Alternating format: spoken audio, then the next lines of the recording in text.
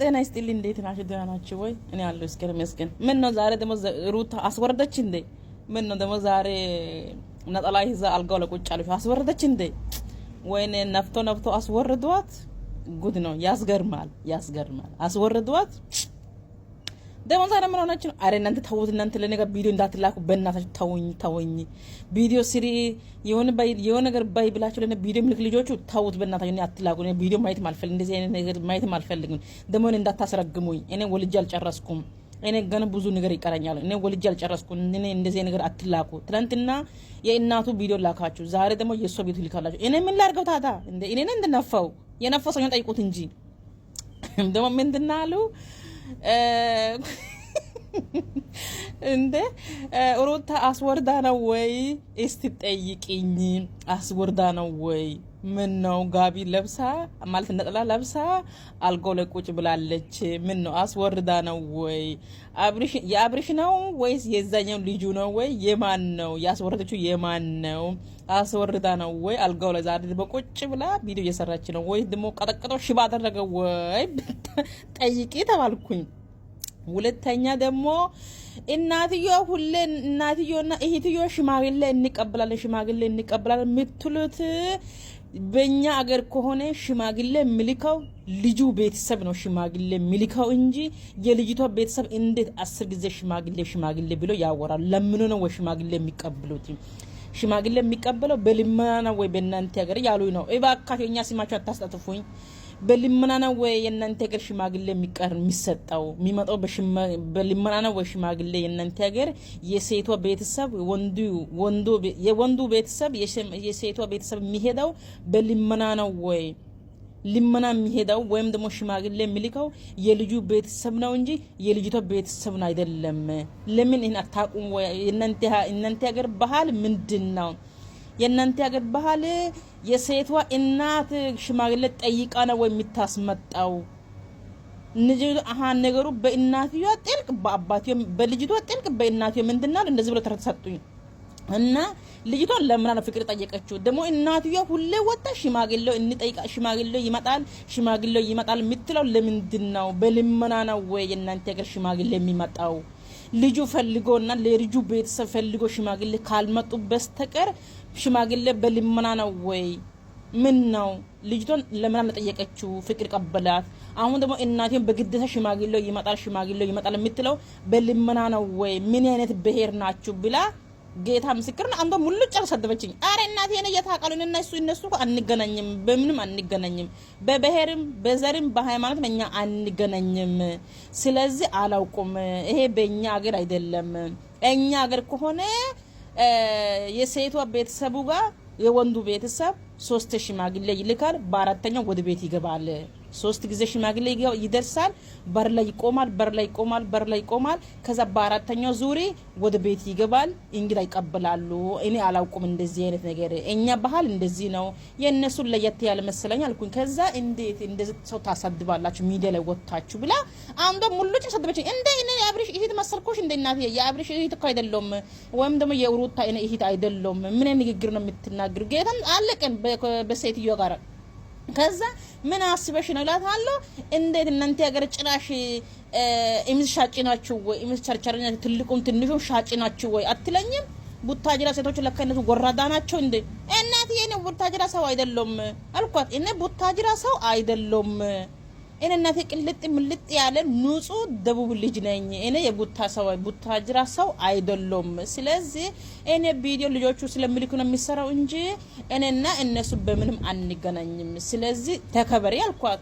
ከዛ ይሄን የምታደርገው ማን ነው? አብርሽና ሩታ ናቸው። ሽማግሌ ምልክ ሆነ ሽማግሌ መላክ ማይላክ ሆነ ዝም ማለት ነው። እናት ደግሞ የሷ እናት ሁሌ ወጣ ሽማግሌው እንቀበላለን፣ ሽማግሌው ይመጣል የምትለው በልመና ነው ወይ ሽማግሌ የሚመጣው? ሴትዮዋ አንቺን ተከበሪ። ትልቅ ሰው ነሽ፣ ወልደሽ ጨርሰሻል። የልጆቹ ሽቤት አይተሻል፣ የልጅ አይተሻል። አሁን ደግሞ የሩታ እንግዲህ እሷን ትውለድ አናቅም። እሷን ልታይ ነው። ምን ነው ሽማግሌው ብለ አበደሽ? ምን ነው በአገርሽ የለም እንዴ? ደግሞ አንቺ ስታገባ ባለቤትሽ አንቺ ስታገባ ያንቺ እናት የሱ ቤተሰብ ነው ላኩ ወይስ የሱ እናት አንቺ ቤተሰብ ነው ላኩ? ምን አይነት ቅሌታም ናችሁ ግን? ቤተሰቦች በሙሉ ቤተሰቦቻችሁ ቅሌታም ናችሁ። የልጅቷን ቤተሰብ የልጁ ቤተሰብ ምን ነው ክብር የላችሁም? ክብር ባል ነገር አልታወቀም። ክብር መባል ነገር ለእናንተ ቤት አልተፈጠረም። እባካችሁ ታውን እዚህ ጋር ሚዲያ ወጣችሁ አትዝርግርኩ። ለፎሎ ብላችሁ እዚህ ጋር ዝርግጋ ሁላ ገንዘብ ብላችሁ ወግ እንደው ክብር ማለት እንደው ምን እንደሆነ አታውቁም። ግን ለክብር ምን ትንሽ እንኳን ህልና የላችሁም እንዴ? ለልጁ አብሪሽ ከፈለገ ሽማግሌው ይላክ። የአብሪሽ ከፈለገ ሽማግሌው ይላክ። የአብሪሽ ቤተሰቦቹ ከፈለጉ ሽማግሌው ይሂዱ። ምን ነው እናትየውን ወጥታ ሽማግሌ ትላለች፣ አባትየውን ወጥቶ ሽማግሌው ይላል፣ እህቶቹን ወጥቶ ሽማግሌው ይላሉ። ሽማግሌ በልመና ነው እንደቆይ የሚመጣ እናንተ ሀገር እንዴ? ምን ነው በልመና ነው እንዴ? ካሁን በፊት ልጅ አልዳራችሁም? ነገሩ አይፈርድብኝ። የተኛው መልካም ልጅ ነው የሚያገቡት፣ የተኛው ቆንጆ ሴት ነው የሚያገቡት። ሁሉም በወፍጮ ቤት ያለቀ በኋላ ከኋላ የወደቀ ቆሻሻ ነው የምትመስሉት። ሁሉም ንጹህኛ አይደላችሁም። ከወፍጮ ቤት ያለቀ ያለ አይደለ ጪሱ ወጥቶ በኋላ ከኋላ የሚቀረው ቆሻሻ እንደዚህ ነው የሚመስሉት። ጥሩ ንጹህ ሰው አይደላችሁም፣ ወይ መልካም ሰው አይደላችሁም፣ ወይ ቆንጆ ሰው አይደላችሁም። ምድር ሊፋጫ ማን ያገባል? ሆኖም ግን እቺን በልመና ነው እንግዲህ መጣችው።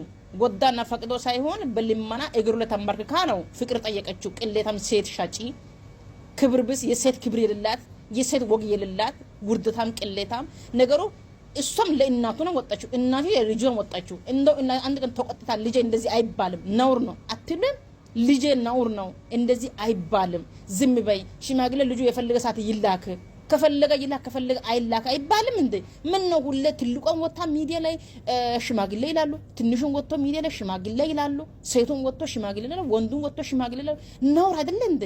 በእኛ ሀገር እኮ ነውር ነው ሽማግሌ የሚሄድ እኮ። በእኛ ሀገር ሴቷ እናቱ ቤት ሴቷ ተጠልፈም ትሆን ወዳም ትሆን ፈቅዳም ትሆን እናቱ ቤት ገብታ በኋላ 3 ጊዜ ሽማግሌ በር ላይ ይቆማል። ቅጠል ይዞ ይሄዳሉ።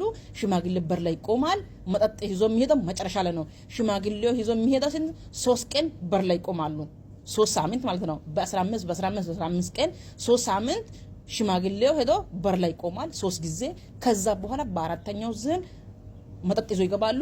በአምስተኛ ጊዜ ደግሞ ሁሉ ነገር ይጨርሳሉ።